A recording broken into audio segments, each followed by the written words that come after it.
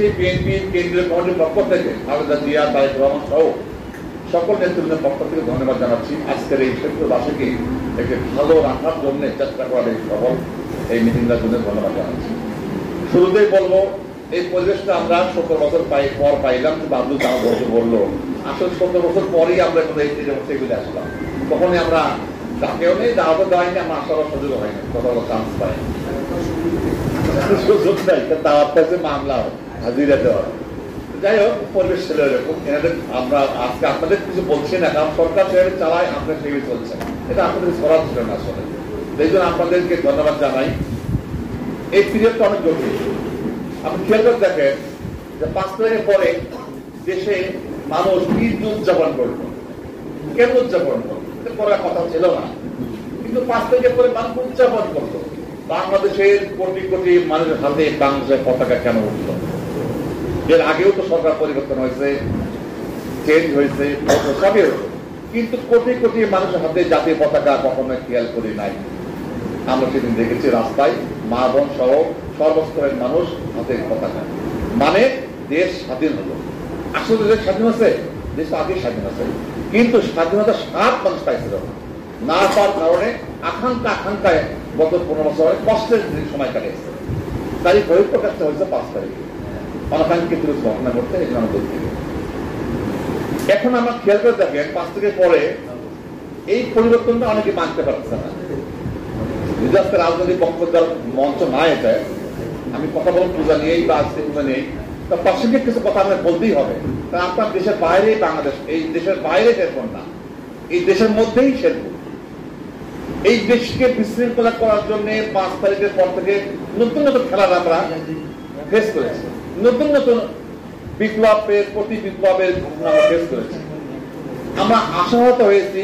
এই দেশের মানুষ, ছাত্র জনতায় যারা আহত নিহত হয়েছে তাদের মাকফিরাত কামনা করছি, এবং যারা আহত তাদের জন্য দোয়া কামনা করছি। রাষ্ট্রের পৃষ্ঠপোষকতা তাদের সাহায্য হচ্ছে। কিন্তু খেয়াল করে 5 তারিখের পরে আমরা এই কোর্টের মাধ্যম দিয়ে, বিচার বিভাগের মাধ্যম দিয়ে এই সরকারকে অবৈধ ঘোষণা করার পায় করা হয়েছিল। যদি ওই দিন হাইকোর্ট থেকে বা সুপ্রিম কোর্টে বলতো যে এই সরকার অবৈধ, তাহলে কি হতো? দেশ কোথায় যেত ভেবে যাবে। বাদ দেন, ওই দিন আসেন না। পরে আনসার বাহিনীরা কেন সেদিনকে সচিবালয়ে খেলা করলো? সচিবালয়ে খেলার তো কথা ছিল না। অনেক 15 বছর তো দাবি দেওয়া ছিল না। হঠাৎ করে 5 তারিখের পরে সচিবালয় খেলা হতে রাত্রেবেলা আনসাররা অস্ত্র নিয়ে কেন হাজির হলেন? ওদিন বৈষম্য ছাত্ররা সেটাও নস্বাত করলেন, বিচার বিভাগের সেদিনকে নস্বাত করেছে। আবার আসেন, হিন্দু নিবৃত্ত করার জন্য উঠে পড়ে লাগা হয়েছে বিশেষ বিশেষ কিছু পাওয়া। এ সরকার বিএনপি না, আমি সাথে বলেছি আমরা বিএনপি না, আমরা ক্ষমতা আসে নাই, জামাত ক্ষমতা আসে নাই। মানুষ ভেবে নিচ্ছে এটা। আমরা তো কখনো বলিনি যে আমরা ক্ষমতা চলে গেছে বা এই ধরনের আচরণ করিনি। আমি আপনাদের সাথে বাবলুর সভাপতি, এখানে সভাপতি জামাত ইসলাম, আর মনে হয় না যে আপনাদের সাথে এমন কোনো আচরণ আমরা করেছি যাতে আপনারা মনে ব্যাঘাত পাইছেন বা আপনারা ভেবেছেন আমরা সরকার দল না। আমরা সরকার দল না, কিন্তু যেহেতু আওয়ামী লীগ নাই, আউট অফ সিন, এই ক্ষেত্রে রাজনৈতিক দলই হচ্ছে এই মানুষের নিরাপত্তা জায়গা। এই টোটাল শেরপুর মানুষ 6 লাখ 7 লাখ মানুষ বাস করে। আপনার প্রশাসন পক্ষ থেকে মাইককে ডাকেন, হাজার বার ডাকেন, কেউ আসবে না।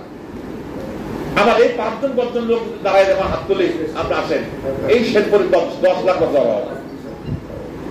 এই জামাত ইসলামের 5 জন, এই বিএনপির 5 জন, আমরা দাঁড়াবো এক জায়গা সাংবাদিকদের সামনে, মাঠে দাঁড়াবো, শেরপুরে 10 লাখ লোক আপনার আমার সামনে আসবে, হাত তুলে তুলবে, বসবে, অর্থাৎ আমরা শ্রদ্ধা করে সে জায়গাটা আমরা তৈরি করছি। কিন্তু প্রশাসনের পক্ষ থেকে আপনার ডাকলে আপনি পাবেন না। আমরা আপনাদের হেল্প দিতে চাই যে আপনার হেল্প নেন আমাদের কাছ থেকে, কিন্তু আপনার না নেন, ঘরে বসে থাকলে আমাদের চোখে খারাপ লাগতেছে, আমাদের কাছে অহরহ প্রবলেম আসতেছে, আমরা কিছু করতে পারতেছে না। আমরা এসপির সাথে কথা বলেছি, ঢাকা ডিএসির সাথে কথা বলেছি, অফিসের সাথে কথা বলেছি, ইউরোপের সাথে প্রায় কথা হয় আমার, কিন্তু কিছু করার নাই। এর সাথে ফ্যামিলির প্রচুর দরখাস্ত, কিছু করতে পারতেছেন না। তারপরে অ্যাক্টিভ হন, আপনারা চেঞ্জ আসে, দৃষ্টিভঙ্গি বদলান, ডিলেট করেন। 5 তারিখের আগে আর ডিলেট করে দেন, ডিলেট আপনি 5 আগস্টের আগে সব বিরোধ করবেন।